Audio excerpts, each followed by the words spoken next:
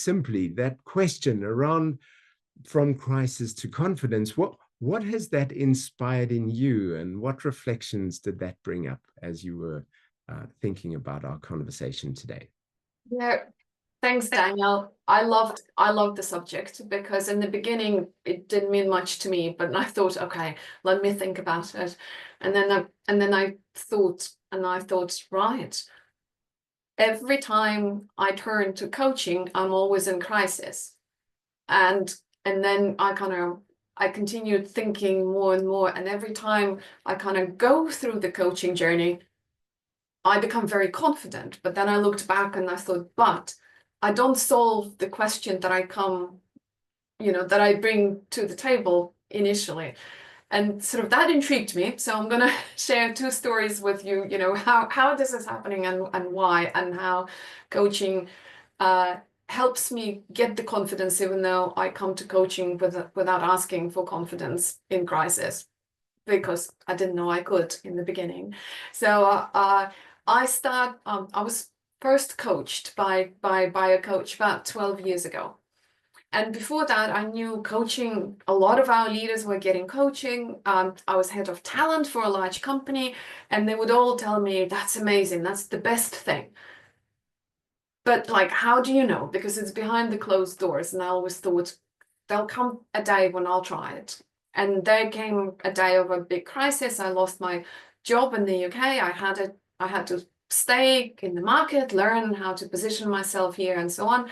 And my former leader, who was always supportive of coaching, went to study coaching, and he was doing PCC, and he was looking for for cases, and he said, I want to work with someone in transition. And I said, me, I am in transition. So what I thought then was, this is it. He's like a super senior HR person. He's gonna tell me how to find the job because I am in the transition.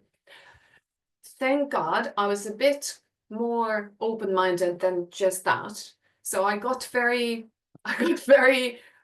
surprised in the beginning when we actually didn't start brainstorming, what my next job is and so on.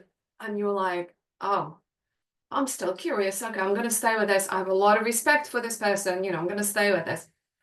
And we started talking about me having very high expectations of myself, me wanting things to be happening yesterday, and me actually not being patient with myself and demanding quite a lot, and me getting myself into this huge crisis by simply putting up quite a lot of expectations on myself. And so what we started doing is I started doing, with my coach's help, learning to slow down. And I appreciate if I came to coaching and asked him, can you teach me to slow down? It would have never occurred to me that's what I needed, right? But through slowing down, through learning to be patient with myself and be loving to myself, I was gaining my confidence back. And as the story goes, obviously, with the confidence, I got the job. Because even going for the interviews, or even going for, after all of those ads and so on, I wasn't confident enough. So I was not projecting it. And, so it took a coach and a half-a-year program to help me ground myself, slow down, to start believing in myself. And then the job followed as if by magic. So I looked at my coach and I thought, wow, I want to be like him when I grow up. And those guys who've seen me around know that's my favorite phrase. I'm still waiting, right, to grow up. And then 3 years later, I'm like 40 something, and I'm thinking, hang on a second, I am grown up. I wanted to be like him. This is it. But at the same time, the crisis hit again. I lost my job again. And I'm thinking, this is it. As we all think in crisis, very linear. This is it. I'm going to go and study. I'm going to get my certification. I'm going to create a job for me. Never again am I going to suffer. I mean, great response in the crisis, right?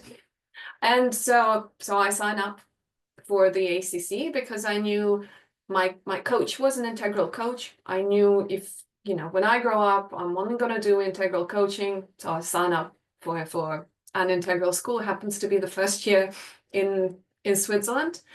So I joined the ACC. I'm very determined. I'm expecting to get the certificate and to go on and so on, and all of this stuff that's happening, like the peer coaching, and they ask you and they probe, and then all of the wonderful exercises happen when you reflect on yourself, and all of a sudden I'm like, oh, déjà vu.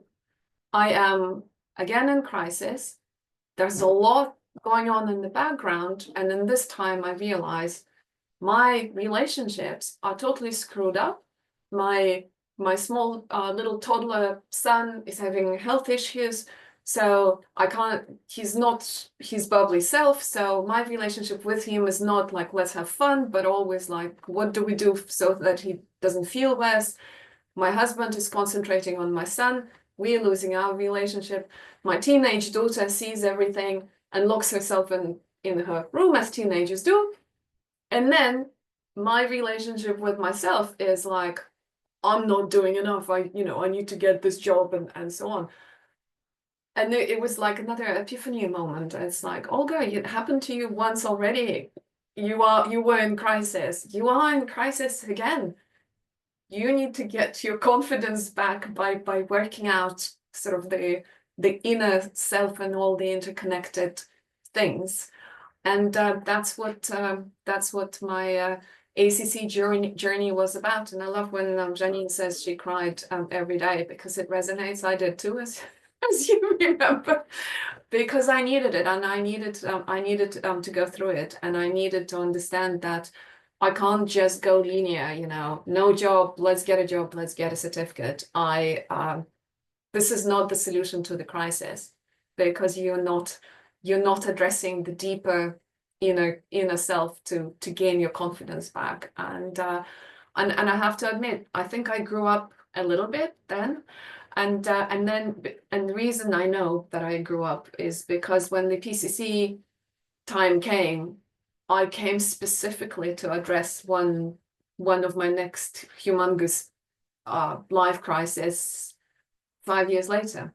And yeah, that's probably a story for a different webinar, but I'm very proudly sharing that it took me 3 different stages to understand. First, that's what you do with a crisis. Second time, like, of course, that's what you do, but I forgot about it. And third time, it's like, yep, that's what I'm doing. I'm going into coaching. And Olga, when you're talking about that slowing down and you're cultivating the perspective and the confidence that you needed, what's one thing that you found was really helpful? Oh, practice. And I absolutely loved it. It was so new to me, and thank God I had a lot of respect to my coach from the professional life, that I was like, okay, I'm gonna do it. I'm not sure it's gonna help, but I'm gonna do it. So my practice was I needed to start eating slowly, because I always run, and sort of without noticing things. And yes, even my daughter commented, and because I'm usually the first to finish at the table, and yeah, and I slowed down, and then I started walking slowly from the station back home, and all of a sudden I realized, ooh, spring, smells, trees, everything. It was amazing. So that, yes, slowing down. I was taught to slow down via very simple practices. Yeah. And that's so interesting when you say that, because of course slowing down, that's very helpful. And you can even have the expression, which can maybe open up possibilities of saying you need to slow down in order to speed up, because when you go around a corner, right, they're helpful. And what you're saying is to be able to actually enable that to come alive, you need to literally slow down. And by doing granular things like eating more slowly, walking more slow, suddenly other possibilities or things that you were not aware of become aware, and you're able to notice them, which, yeah. And the fun part is they're there. You Exactly. just do not notice them. Exactly. And it sounds so simple. And I guess unless you've done the practice, it doesn't strike you as much as when you are inside the practice. And yeah, it was the biggest revelation to me. And I know I joked with my coach, because I heard that integral coaching speaks, talks about meditation and so on. So the first meeting we had with him, and I said, I'm not meditating. And then at one point in the middle of the program, he says, well, do you think you have developed an appetite to try? And I was shocked at myself that I did develop the appetite. Yeah. Exactly. And that comes with time. And it's about saying, what is relevant and helpful for you at that point, and and it's not about saying there's a blanket thing like everyone must meditate, and sometimes meditation's the helpful thing. Sometimes it's about saying, I need to take a step back and look at what happened before and where I'm going, and create hope. Maybe that's, so it's different for different. So how do we find what's will resonate for you, like your coach did with you, what you did with yourself in ACC, and then continued in PCC, which is, yeah, exactly that.